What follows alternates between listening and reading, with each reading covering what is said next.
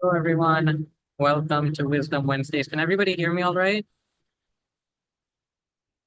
No, Wonderful. So you've got nice an to see echo. you, Deepali, Manya. Thank you for joining. So before we get started today, we always like to start with a quick icebreaker question. Manya, could you share today's icebreaker question? Yeah, give me one moment. So today's icebreaker question.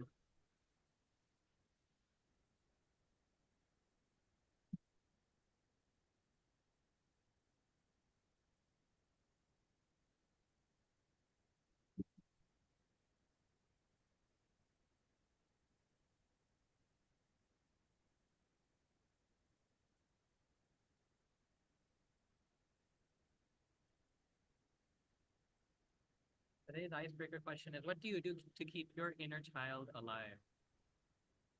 Anybody like to share? What do you do to keep your inner child alive?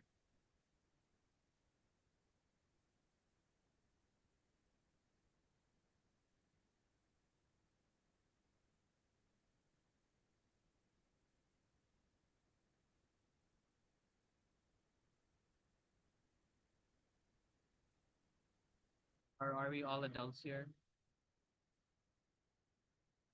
No one likes being a child. Uh, yeah, that's a very important question. One must the first thing we should ask is, what do we get from keeping it alive?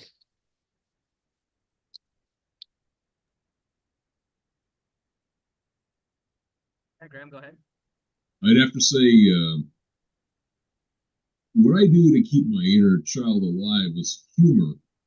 Um, and I think the question was, what was the question again? What happens when we keep it alive? To keep your inner child alive. And then Jayadvaita was asking, why is that an important question to even consider?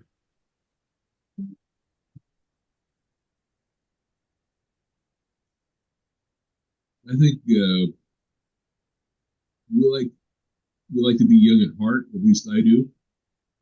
Um, Humor is one way, but Graham, you may have to come just a little bit closer to the mic. yeah, my camera is at a Oh yeah, different. even if you just turn towards it, we can hear you better. Okay. Yeah. I've always had problems with this webcam for some reason. Thanks for following. Copy. All right, my command wants to talk to you. So Nah, yeah, I'm gonna do my own thing. then do your own thing over there. That's a nice welcome to Carolina. No, oh my God. Yeah, I need to figure out what to do for that because Meetup has become a breeding ground for bots. And now this is the second week in a row that we've had that disturbance. And it's very unfortunate because Meetup up until now was like really safe. And then, Zoom? You mean Zoom?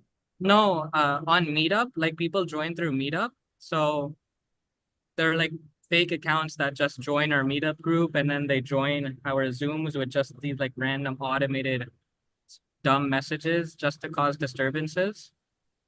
It's like monkeys. Uh, Yeah, what to do? I don't know if you saw me before the session started, but there's one. I do Tai Chi. Normally I do it on weekends, but whenever I get the chance, I'll do Tai Chi. And there's a position or a movement called repulse the monkey,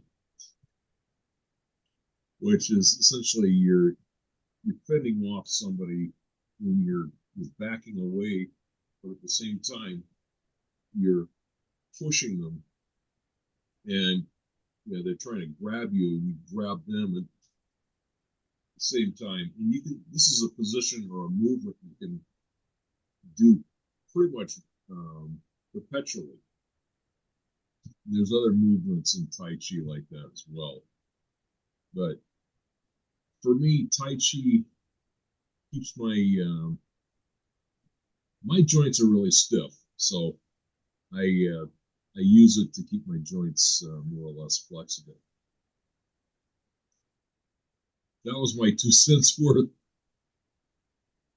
Very nice. Thank you, Graham. Welcome, Is it Carolina? How do you say your name? Sorry, because I'm from Australia. Like we say things weird ways.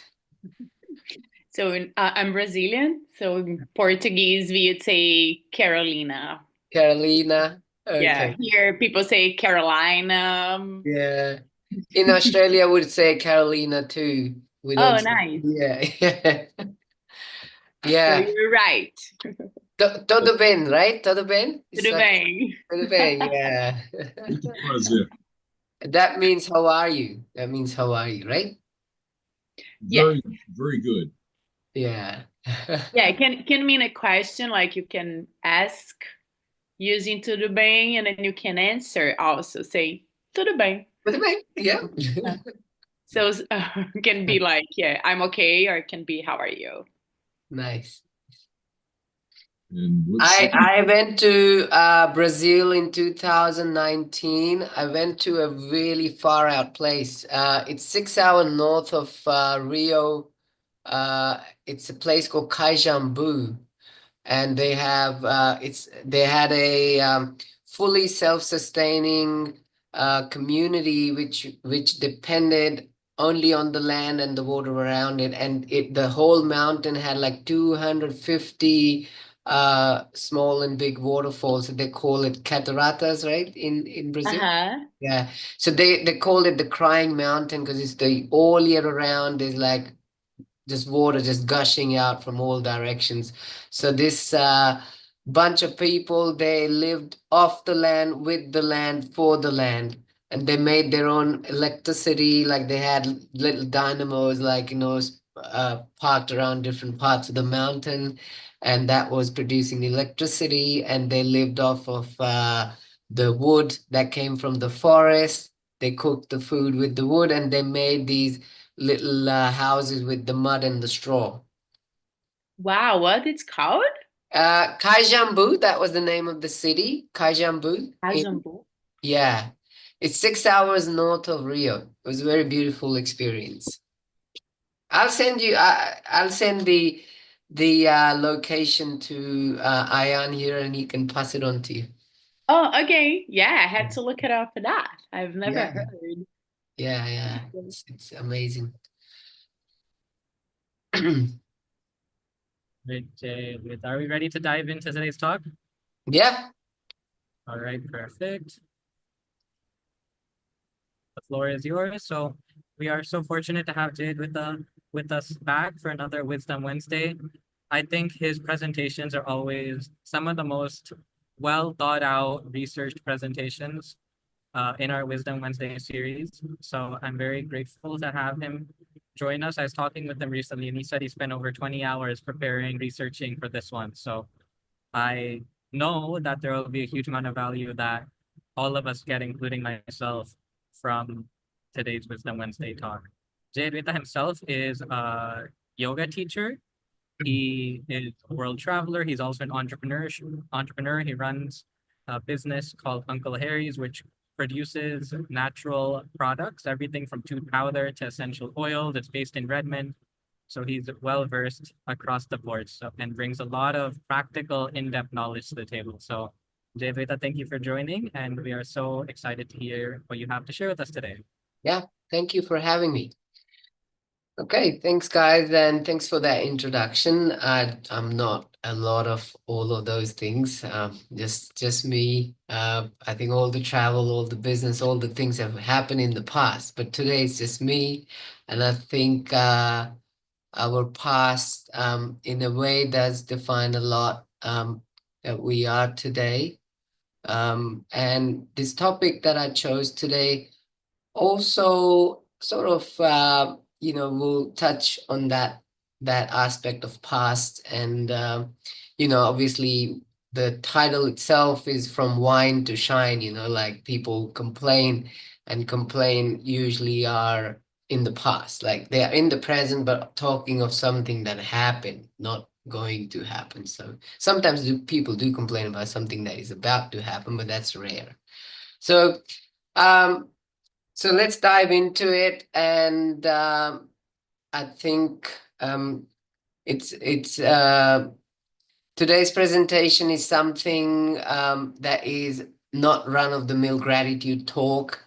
We're not gonna talk about, obviously we're gonna talk a lot about gratitude, but not in a traditional sense, how like, to be grateful is great, and that's how these are the things how we can be grateful. But I think this goes a bit deeper than that, like, how to, it's about really making gratitude accessible to us in the times when we really need it. So let's, without further ado, let's dive in. So let me just ask you a question. When you hear the word, what do you say to yourself when you hear the word gratitude? Does it sound familiar?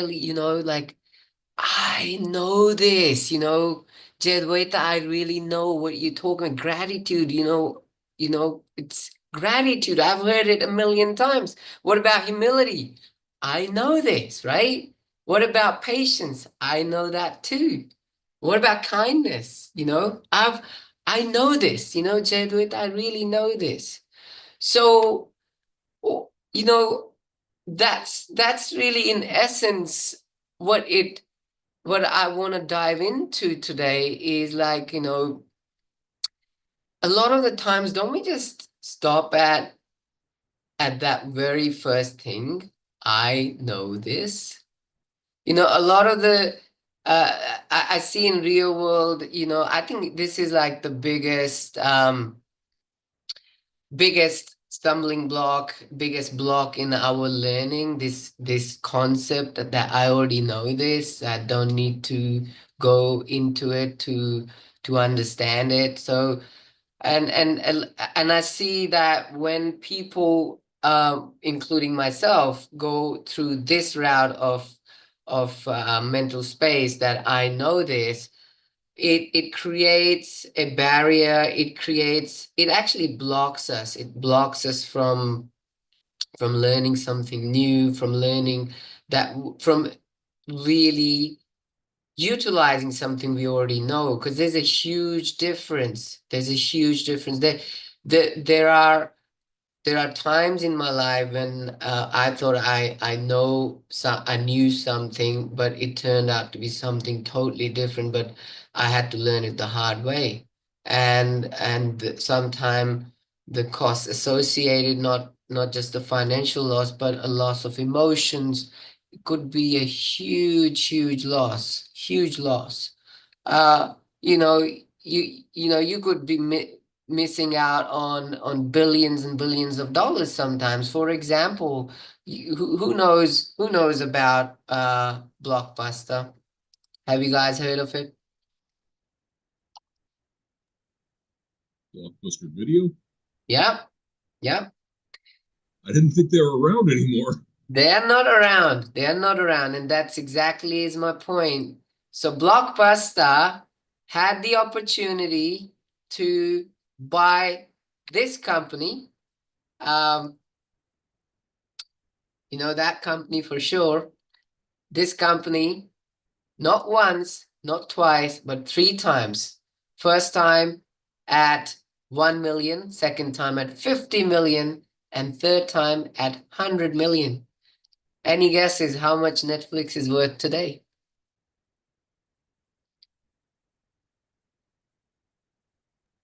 I don't have an exact figure, but a lot. Wild. Sorry? 500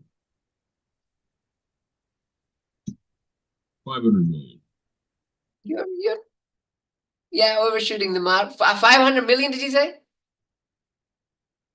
Did you say 500? Yes. Okay. Yeah. So Okay, half a billion. it's thousands of times more than 500. It's $150 billion. So imagine where Blockbuster could have been. But Any obviously anyone in the room, do you guys know BlackBerry and Nokia? They used to, dominate. They used to dominate the mobile, the cell phone industry. And they also thought, I know this, or we know this. And look where they are today.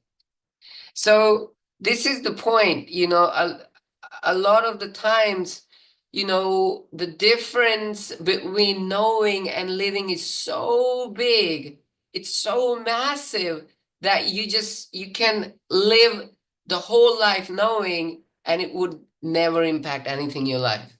We know just 10 minutes of reflection could change our life, but we never do it. We know that exercise is mood booster, we still keep skipping it. We know that being present matters, but we scroll through our phones. We know that food fuels our body, but we still grab the fast food. So there's a huge difference in knowing and living. Knowing and living. That's really is the essence of today's presentation. There's a huge gap, and this gap, from knowing to living can always remain until we cross it. And some people, it could be a journey, and for some, they never make it. Unfortunate. So I want to close this gap with this presentation. It's an attempt to really dive deep into this concept of living. And it is not just limited to gratitude. I've just picked it up as a topic, but it could really be applied to any other sphere of life. Ask yourself, what is it today, right now, right here, that you really have been thinking about doing, but you haven't done it? Any anyone like to share that? Jayadvaita, real quick, I was wondering if you were wanting to share screen. I of course. And I am You're a great visual storyteller because I think it was hard to tell that you're not sharing, but you said presentation, so then, and you're not yeah, the first one. We had someone go a whole Wisdom Wednesday, and then at the end we realized that they were supposed to be sharing their screen. okay. Sorry. So yeah, this you must see this. I was actually, talking to, I had a really nice animation like that. I was gonna, okay, Blockbuster, Netflix, like that. Anyways, so yeah, the gap, we were talking about the gap. You guys can see my screen, right? Yes. Okay. So there is a huge gap, and this gap, some people just never just bridge the gap. They just never go to the other side. They just live, they end up just dying, just knowing, not really ever implementing it in their, or living it in their life. And that's what I want to talk about. So I want to ask you guys, just if anyone would like to share that, what are some of the things that or that you've been wanting to do, but you've just not been able to do, and it's been a while, like, few months or maybe weeks, or for some could be just days, but anyone like to share?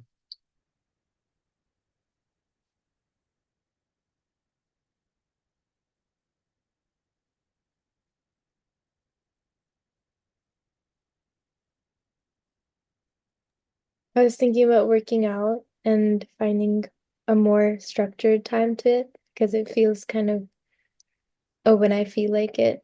So I feel like I've been wanting to do that because I know it's good for me, but it's just harder to get to that sometimes. So there's something I can share on that if you like me to. It's something that I've been experimenting. I call myself, because I'm an engineer, I like to experiment. I like to, do experiment on myself before I actually even talk about it. So if you like, I can share something about that, like how to actually start making that bridge over to the other side. if you are in that situation like Manya here, where you want to do something, but it's not happening. Would you like me to share? Yeah.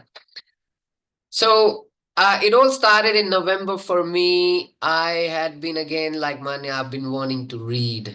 Like I was an avid reader. It's just that move from Australia to US had been just very taxing, and I was blaming Seattle, blaming weather, all of those things. But finally, again, same thing, regimented, sitting down, wanting to read an hour or more, but wasn't happening. Then I tried to do something that I learned about and heard about years and years ago.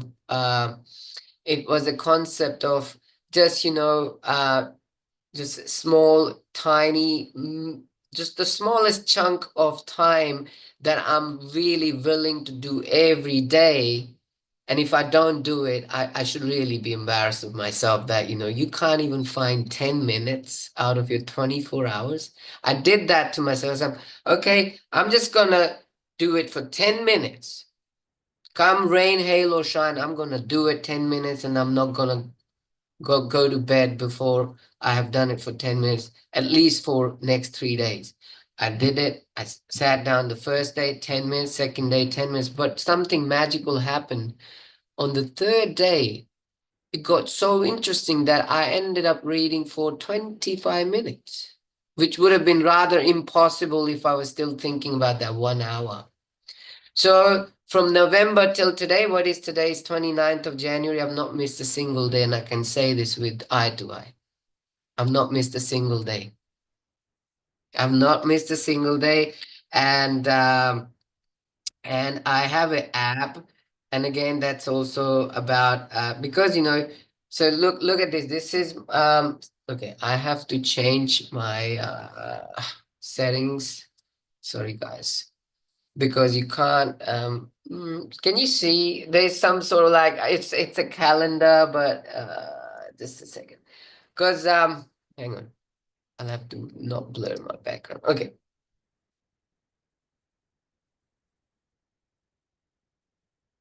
so I don't know, it's hard to read, right? So these numbers are as you can see, sorry, see, that's 30th and that's 31st. So till this is whole of January, and I've just ticked it. So why am I showing you this? Because I really got benefited with this concept. It's called atomic habits. And although that's not what we're talking about today, let me share that again. So yeah, you can try that. Okay, sorry, just a second. Let me, because I have to see the screen.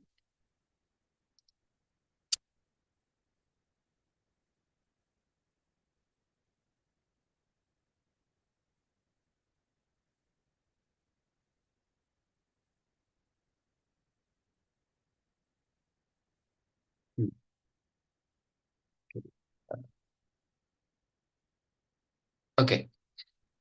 So knowing is like a seed that grows, into the soil, and then slowly, if you keep, from knowing to living is just watering the seed, and just keep um keep adding to what you already know, and you slowly start to live.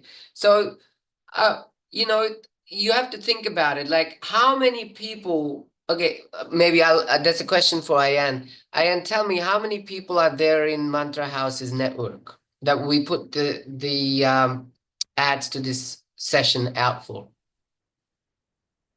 Well, on Meetup, there's over 200, and on WhatsApp, there's over 200. So at least 400. And how many are in the meeting, excluding the presenter and yourself and Manya, who does Three.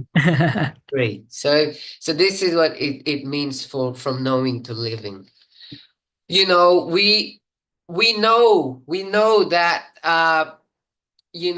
we we know that mantra, attending these sessions will grow, we will change, we will transform. Maybe, you know, we have a long way to go, but, you know, despite knowing how many are really living, how many are really dedicating that 1 hour out of the whole week of, you know, in a week we have 24 times 7, that's like more than 140 hours, right? So 1 hour of that 140 hours for this growth, how many are really living that despite knowing that, you know? So really people can go on knowing but not having lived at all. And you know, knowing and you know, knowing is like, you know, having a treadmill but using it as a coat hanger, right? So why do I wanna talk about gratitude? Why not any other quality? Because gratitude is the mother of all qualities. Gratitude gives birth. You know, what is the role of a mother? Mother gives birth and it nurtures the child. So gratitude gives birth to tolerance, patience, humility, compassion, mindfulness. It also improves empathy, generosity, overall improving your relationships. Gratitude adds value to your physical health, sleep, self-esteem.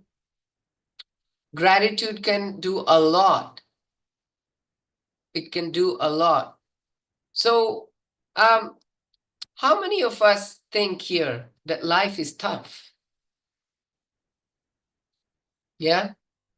And how many of us here think that, you know, life is not that bad, or life is good? So yeah, I feel that. I actually, my hand is up here. My hand is up here when I say that. Life is good. Life is all right. It's more than bearable. So it's really the mindset, you know, like it's really the mindset. For some, you know, the thing is, a lot of the times, if you really want to know, you know, what your real character is, you really have to see yourself when no one is watching. When no one is watching, right? I'll tell you a story.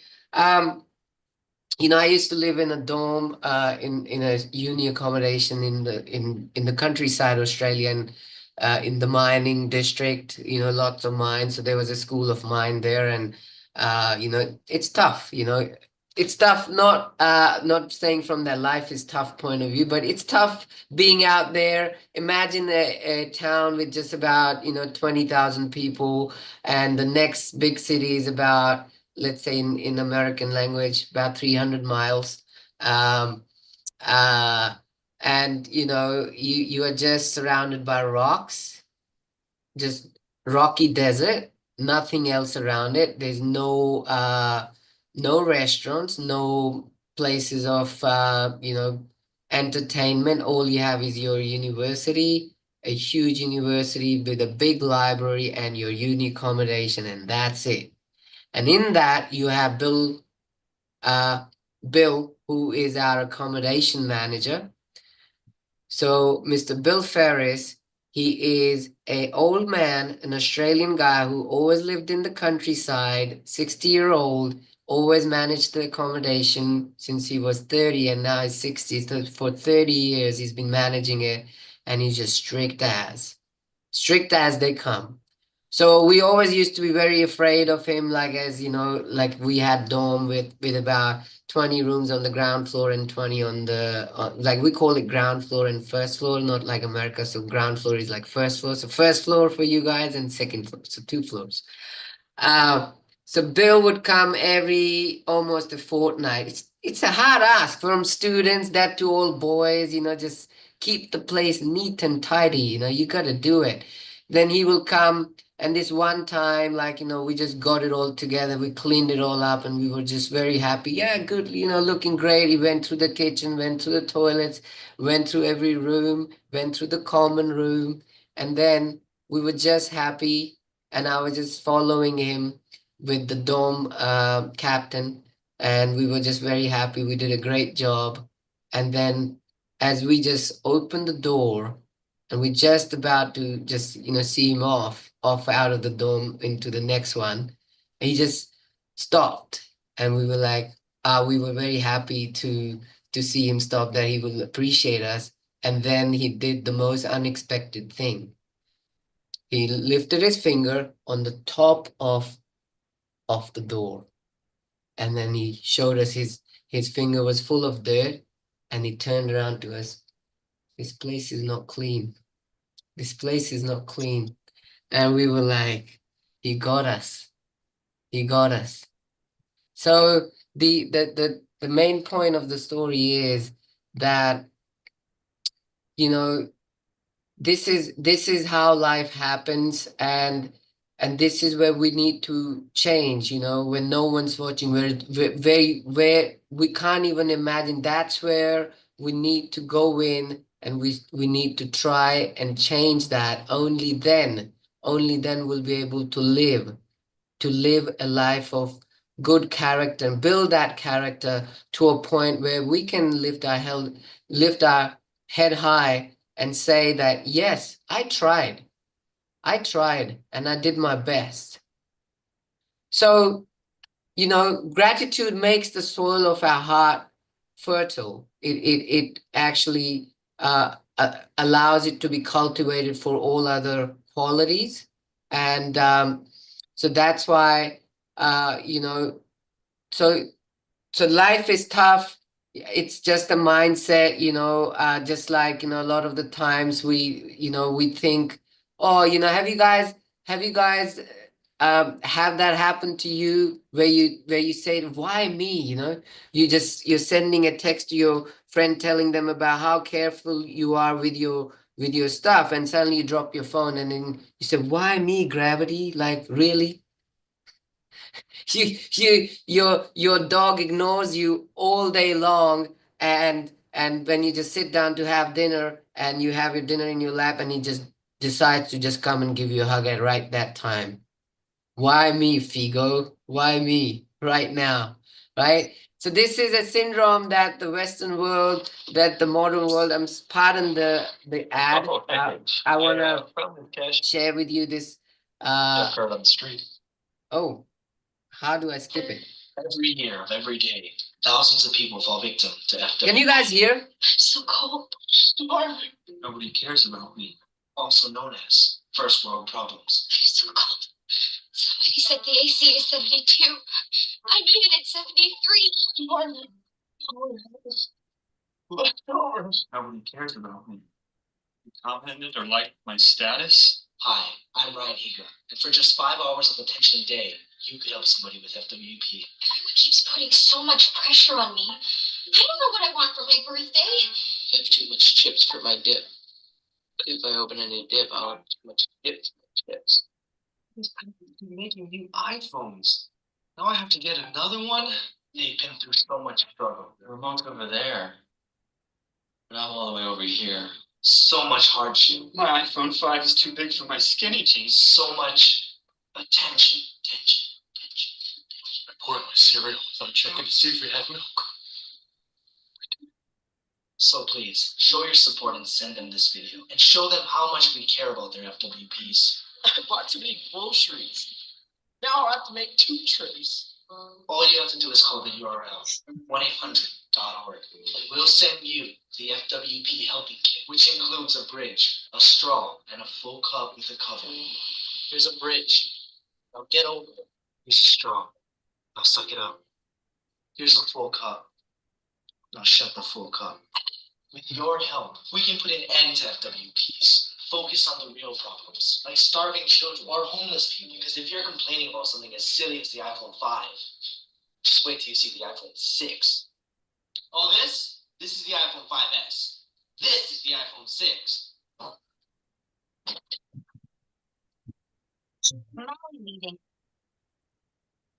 Sorry. So, what's the point with this video? Why did I show this video? So usually gratitude cannot really cultivate, when we just say, why me when things are bad? Why me when things are bad? Why don't we ever say, why me when things are good? Did you ever say, hey, I just got a black brand new Mercedes. Why me, God? Why? Like, what did I do to deserve this brand new black Mercedes? Oh, I just got a job in Microsoft as a software engineer. Why me, God? We never say that. No one says that. Wait till you hear this. Anyone knows who this is? This is Arthur Ashe. Arthur Ashe, the legendary tennis player who once held the #1 rank and was the winner of several tournaments, including Wimbledon, was dying of AIDS, which he got due to infected blood he received during heart surgery in 1983. From all over the world, he received letters from his fans, one of which conveyed, "Why does God have to choose you for such a bad disease?" To this Arthur Ashe replied, "All over the world, 50 million children start playing tennis. 5 million learn to play tennis, 500,000 learn professional tennis, 50,000 come to the circuit, 5,000 reach the Grand Slam, 50 reach Wimbledon, 4 to the semi-final, and 2 to the finals. When holding the trophy, I never asked God, why me? So today in pain, I should not be asking God, why me?" Of course me. I deserve it, right? Of course me. I'm the best. Of course me. I worked for it. Of course me. That's what we normally say. We never say, why me, when things are good. When things are good. So there's this thing called the half-truth. To be grateful when things are good is the half-truth, is not the full truth. Of course, you can be great. It's not bad. Don't get me wrong, to be grateful when things are good is bad. No, that's only the half side of the story. That's the modern day version of gratitude, is to be grateful, when things are great. But when things, to be grateful when something nice happens to you, it's great. It's a good start. But we have to really cross that bridge to be grateful at all times. To be grateful at all times. It's not the happy people that are grateful. It's the grateful people that are happy. And it's not my line. I heard it and I really liked it. So I thought I will share this.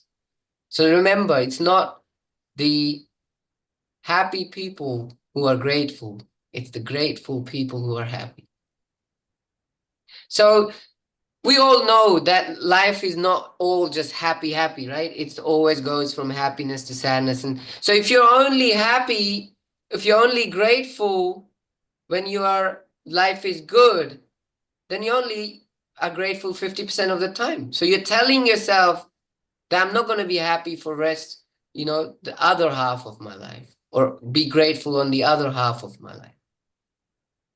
So, there are so many stories out there of unfortunate people who have fared through this planet, and some are still existing on the planet, and great people who've accomplished big things, and how they dealt with negative times, when things were really low, and how they fared through. And gratitude was something, I think, was a common thread I see in all of those stories. So one of them being Viktor Frankl. If you guys anyone heard of Viktor Frankl? So Viktor Frankl, he was a Austrian neurologist. He's a Holocaust survivor in Germany. That Holocaust survivor. And in that Holocaust, I was shocked to read some of the stories. That's why it took me a while to prepare. I actually I really treasured preparing for this presentation because I got to know about a lot of things that I didn't know. Like some of the things that the people in Holocaust were told that they're going to take a shower, but they were exposed to the lethal Zyklon B gas, which was like, the gas chambers. So that's the gas they released, and then everyone was died. And they were put on a conveyor belt over into a really large pit where the fire was lit for all the bodies to burn. It was so bad that the entire Berlin was covered in ashes, the human ashes. It was so bad. So he survived through that torment, through that experience, because he was grateful. Not only that, people were like, imagine like, prisoners were stripped off of their clothing in like negative Fahrenheit temperatures, way below freezing, and they were made to walk and march along all the way from like, from the jungles to Berlin sometimes, and not many survived. It's, you know, all the pregnant women, they were killed. And if they somehow were able to deliver their child was immediately killed right in front of their eyes. Imagine the trauma. Imagine all of these things he saw. And then not only he survived it, he came up with a proper documented therapy called Lego therapy. Lego therapy is a therapy about finding meaning in life. Imagine the level of resilience he must have endured to go through such a tormenting experience and still come out victorious. And this is another Rwandan Holocaust survivor, Immaculée Ilibagiza. She is living in America. She ended up staying in a 3 feet by 4 feet big bath toilet with 7 other ladies. 7 ladies. And what was her fault? She was just born in a particular tribe, and her own schoolmate came to kill her. And he said, I have killed 399 cockroaches. Like he's talking to a human being, and let Immaculée be the 400th one, and that would be a really good number for me. Listen what she has to say.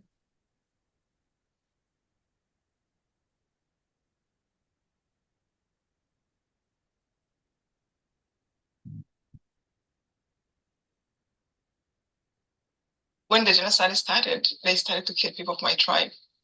My parents sent me to hide to a neighbor who was from the other tribe. I went to him and he put me to sit in this bathroom. It was during the day when I got there, and then the next morning about 3 o'clock, he came and took me and showed me through the house with a torch, and then he showed me this tiny bathroom in his bedroom, and he put me to sit there. I'm thinking, this is too small for me. What am I going to do here? Because you think, what have I done to deserve this anyway? I'm just a student. And everybody loved me and I loved them. And there was nothing I can ever feel guilty about. And I'm thinking, here, this is a prison. So he went back, brought 5 more women. In the beginning were 6. The youngest was 7 years old. He went later, he brought 2 more women, were 8 people, sitting on the top of each other. The bathroom was 3 by 4 feet, small, 8 of us for 3 months. For 3 months, one time they came to hunt for us. The killers hired by the government, fed by the government and drinks.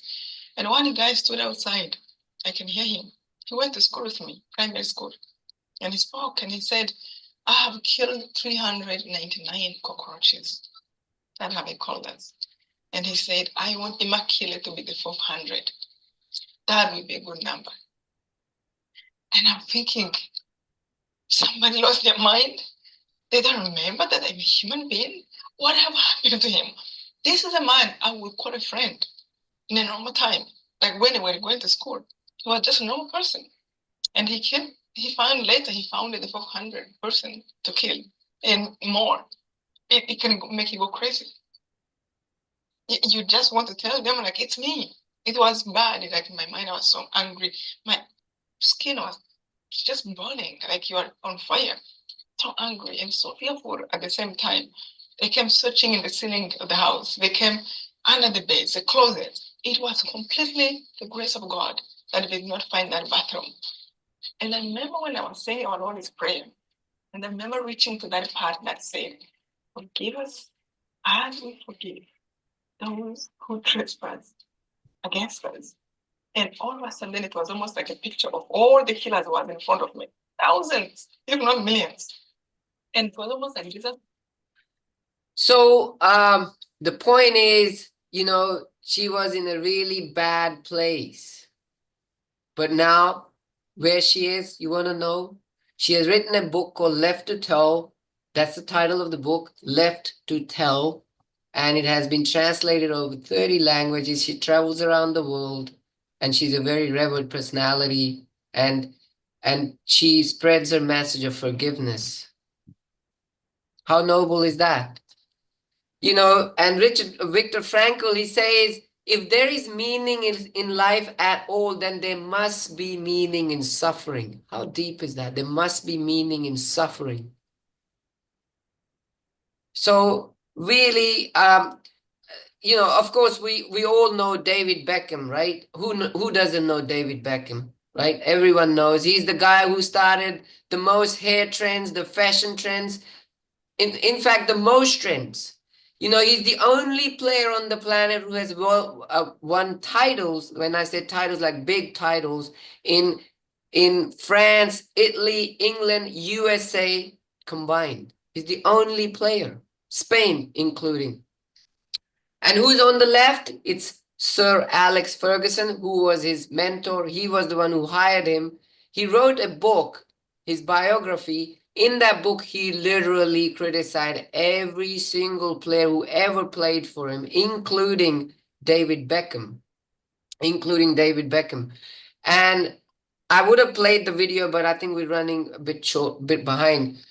So look, and David Beckham was the greatest of all time.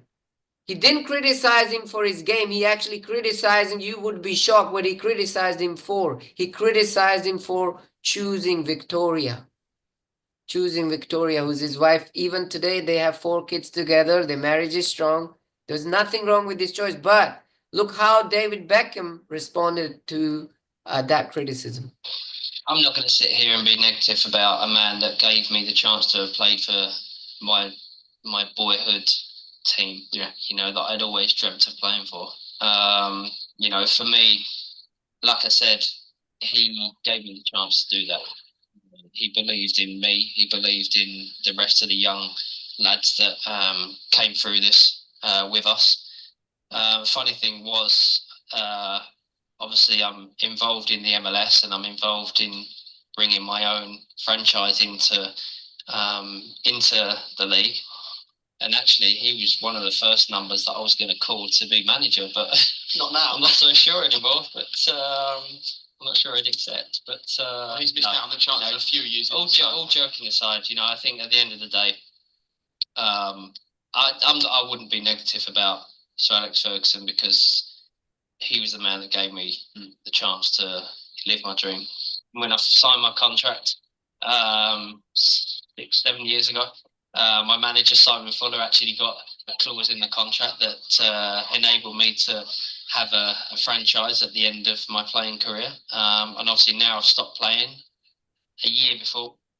So overall, he was not negative about it. He was really okay with him being criticized because he's still grateful. He's still grateful for the chance that he was given by Alex Ferguson. So if we build a culture of being grateful when things are good, that definitely plants a seed for being grateful when things are not so good. When things are not so good. Well, we started looking at a bit more. So another story, you know, Brian Acton, a Stanford graduate, worked for Yahoo for 10 years. He wanted to have a career change. He went to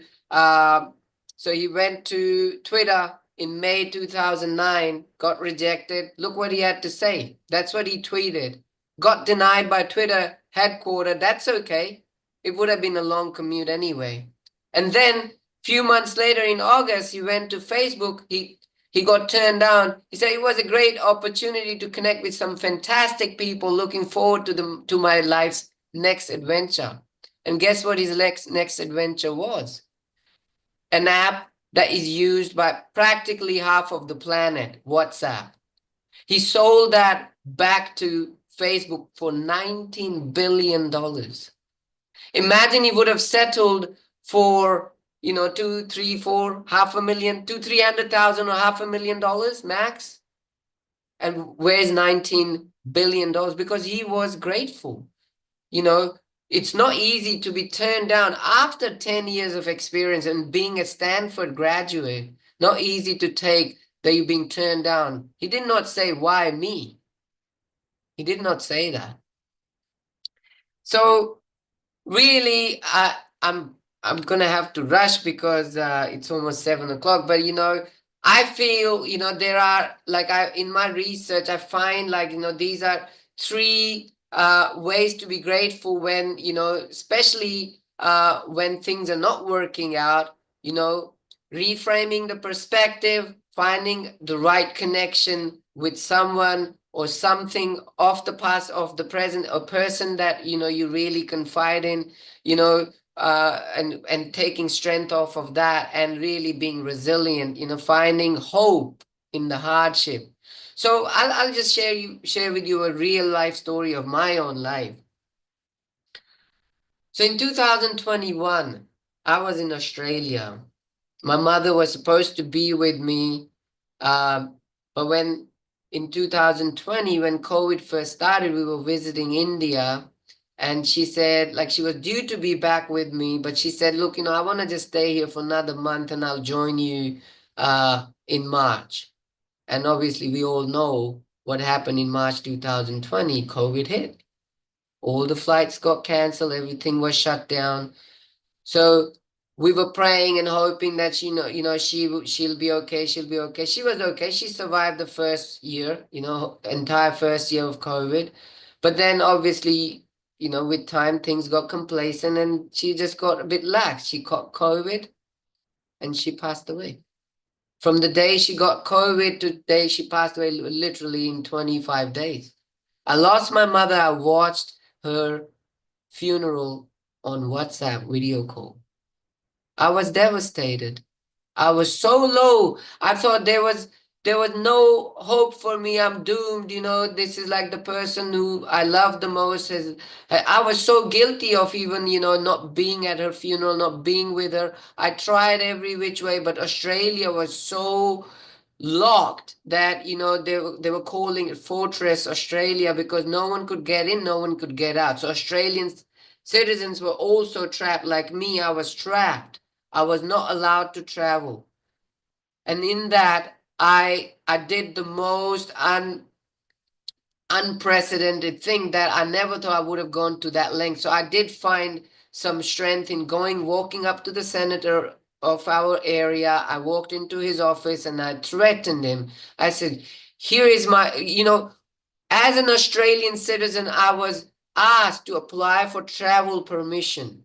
And it was rejected despite me telling them, my mother is already gone. Let me go. My father is suffering. I need to bring him back here. No, they don't want me to go.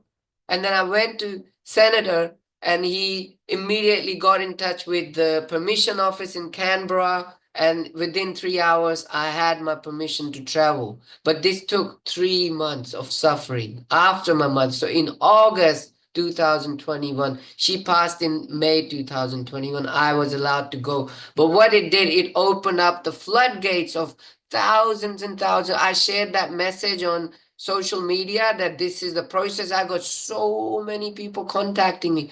Please share with us, what did you write? Please share with us, how did you do it? Where did you go? Who did you contact? And then I got emails after emails within like the next 2 weeks. Thank you so much. You know, you really helped us out. Like my family was suffering. I was not able to travel and I was, you know, able to travel because you shared. So the point is, you know, I felt in that moment of helping someone, of doing something, although I needed to do something I was doing it for me initially, but to really take the time to help someone out really took away the grief that I had in my heart. I also had devised the interactive activity. Unfortunately, I think next time won't take 15 minutes at the front end, but I will send this to Ayan. I don't want to hold you up here, but I just want to finish off with saying gratitude is not just a value, it's a verb. It's a verb. And if you guys can give me another 4 or 5 minutes of your time, I want to show you this video and then we can finish with that. I don't know if you guys have watched this. It's a very famous video. Have you watched, any one of you watched this video?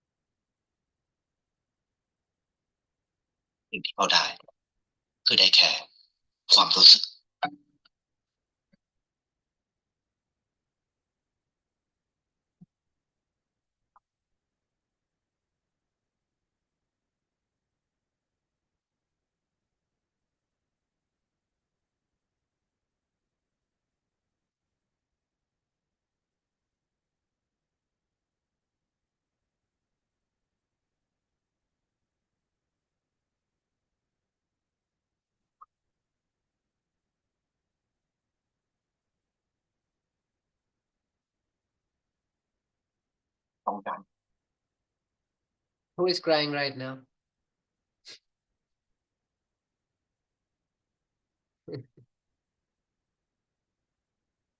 Yeah, I cry every time I watch this video.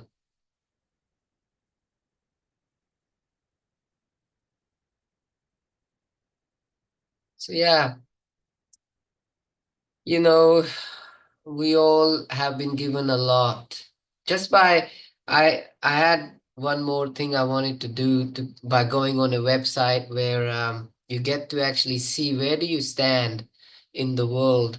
So I can tell you just from my example, like if you are earning $80,000 living in US, you are in the top, I think it was top 7%, no, top 2% people in the world, top 2%.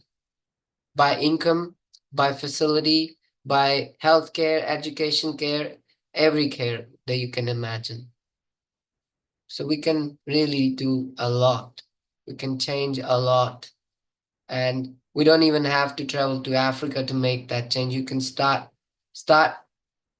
right from yourself and then see how just by being a living example to people around you, how it impacts them, how it changes their perspective. They say a teacher may teach one student, that one student might end up becoming the president or prime minister of a country and change many, many lives. Yeah. Any questions, comments, feedback?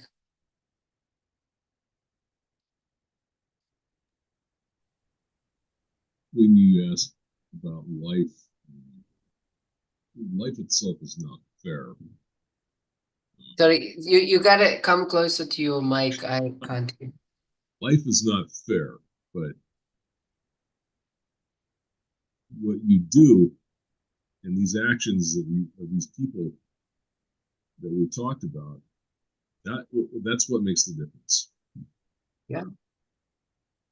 I mean, our life, we're not being sent to a gas chamber. We're not being asked to walk stripped naked in so freezing cold. We're not being asked to sit in a 3x4 toilet, and already almost any time we can be chopped, our head can be snapped. We're not being asked to, just do hard labor with no facility, no food, no water. We're not being asked to even I didn't tell you more details of the Holocaust. They were asked to literally clean up the sewage by just stepping in the pit and then cleaning it up like that with a shovel. Sometimes they wouldn't even make it out. And if the guard didn't like your face, he might just drown you in the sewage and kill you with that. We have none of those problems. In fact, I think our lives are way easier, and definitely tough is not a word. I stopped using it. I stopped using it a long time ago. It's not tough for people like me. I can't speak for everyone else, but I feel it's just a perspective. I think things get tough. Yes, they do get crazy sometimes. We are blamed for things we haven't done. We are, you know, we sometimes run into problems we never thought that would come into our life, like losing your mom all of a sudden. Like last time I met her before she passed away was a year and a half ago. Before that, I never knew this was my last hug. And as they say, even I think many people have said this, that you live every day as if it's the last day of your life. But how many of us are doing that? How many of us are doing that? And another question, your diagram where you had gratitude at the top and then patience and then there was contentment, but I didn't get a chance to write down. I'll share that. Just give me a second. Okay, let me share my screen.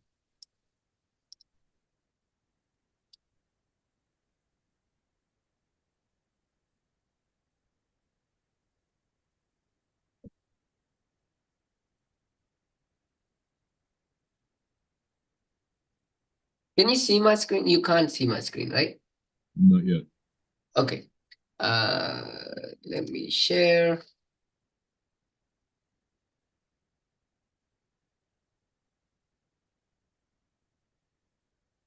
Ah.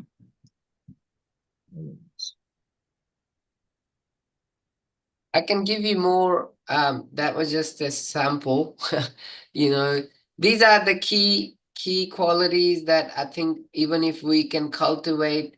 Benjamin Franklin was famous for cultivating qualities in himself. He writes about it in his book, and he said, I could cultivate all the qualities, but then there was this one quality that I thought I had it. The moment I thought I had it, I didn't have it. You know what quality is that?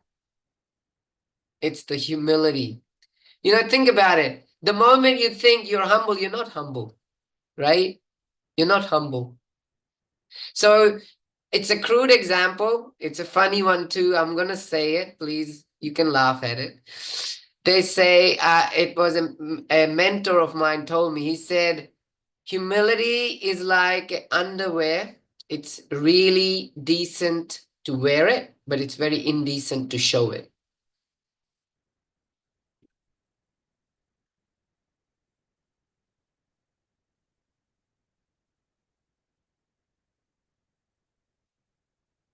Any comments, guys? I want to hear from you your experience. Of course, you guys are leaders in your own area. Any realizations, anything that popped in your mind that you mind sharing? I just want to say thank you. It was a really beautiful presentation and inspiring, and brought a lot of memories for like several moments of my life that was hard to be grateful, and then I would like just find someone in a situation like so much harder than mine, that then I could see how much more I had, how much better my situation was, and then be uh, be grateful. And I think we need to have those eyes to see, right? Because it's just so easy to just get lost, being in your like own word, and think that if you get stuck in traffic, then your day is just done, uh, and then don't think about what's going on around the world, and how many good things you have. And I was just reflecting about all that. And then at the end, I was thinking, I had this opportunity to live in West Africa several years ago, and then work in this like tiny village. And it was in Mali, that it's like one of the poorest countries, in the world, and maternal mortality is so high. The same with like infant mortality, and then like those people, they were like so poor. You cannot even imagine what they go through, and then like how they survive. Sometimes I would like, how they survive, like with so little. And was like, the most joy I've ever like seen. And then, from like those people who had nothing, and they were like, I was smiling, I was sharing, I was caring, even like with me. Um, and then like how little they had like mental health problems. That's like our uh pandemic right now. And then everyone, like when had a problem in the family, they would just like meet up and have tea, and then have all the family members participating, and then trying to find solutions. And then even like in the culture, like if we start making that opportunity, or I don't know, start small business, we started like giving more, sharing more.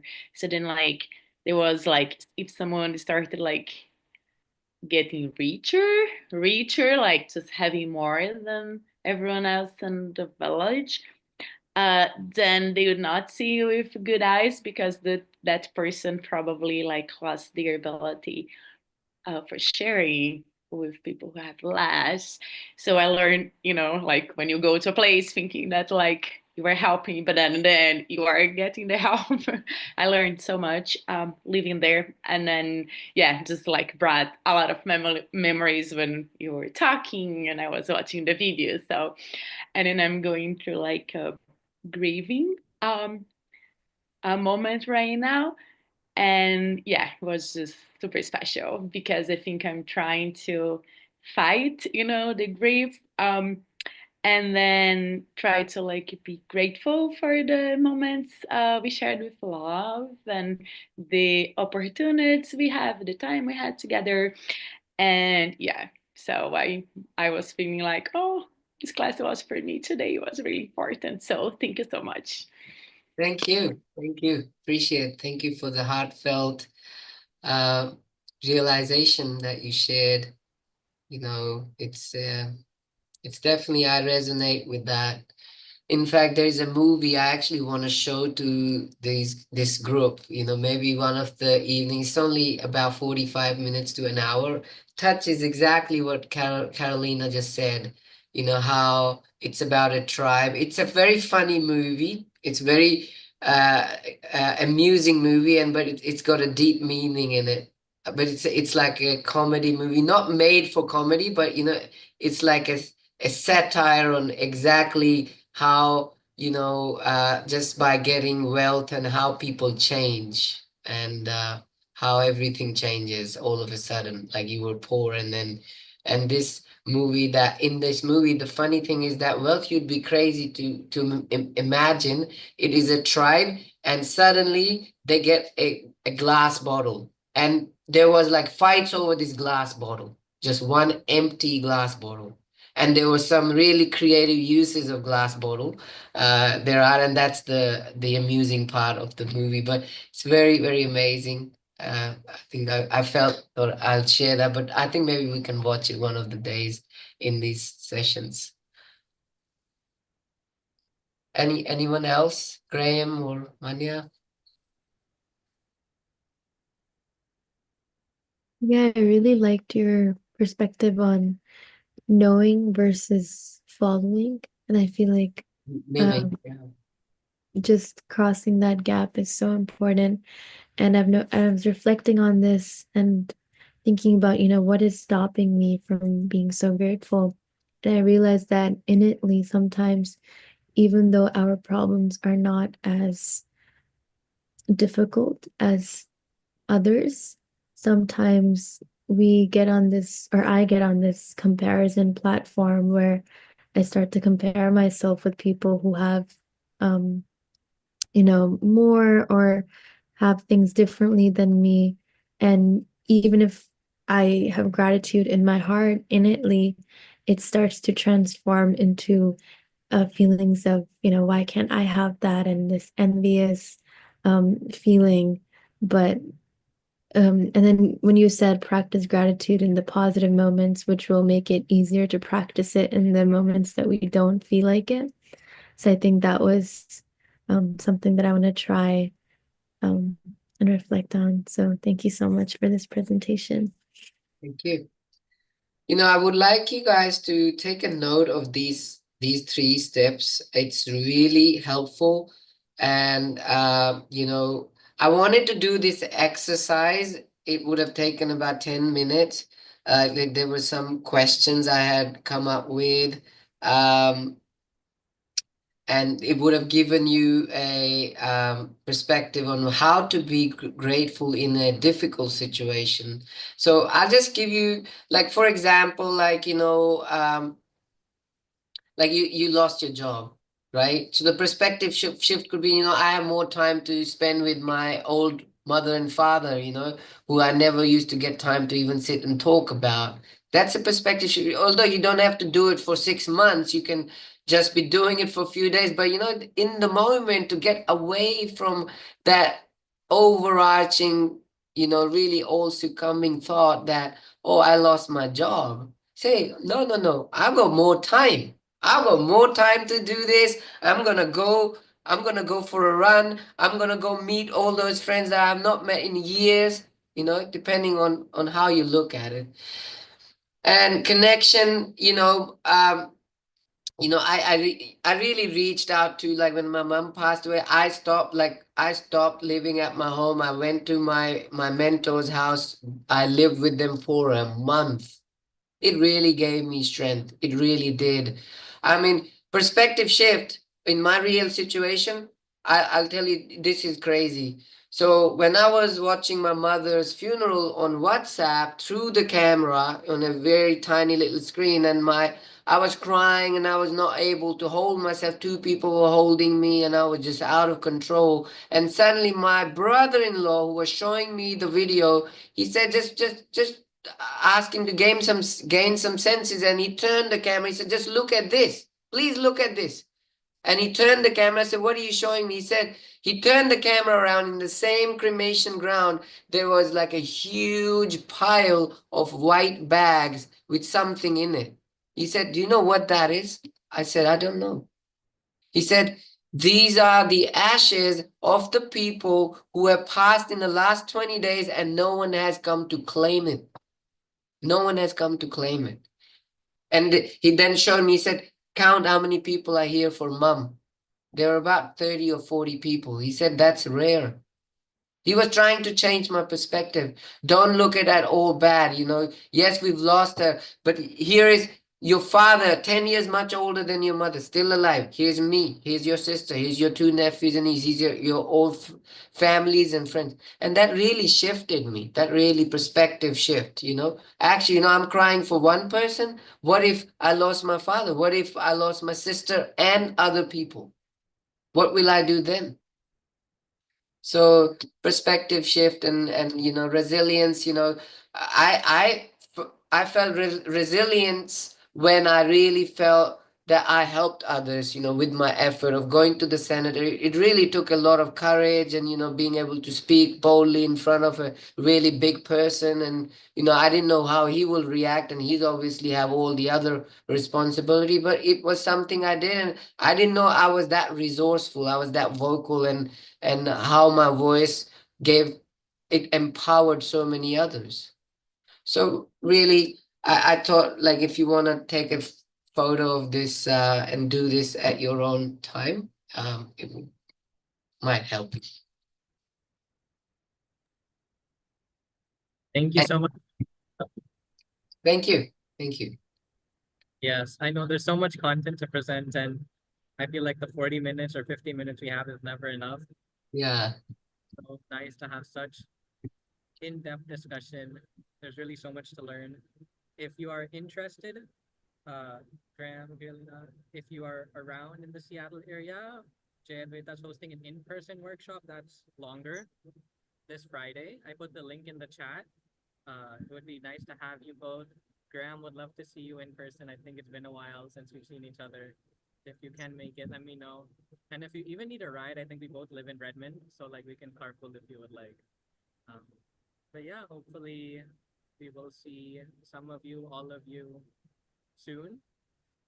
If not, then hopefully we will see you next Wednesday for another Great Wisdom Wednesday session. Thank you so much, everybody. Thank you.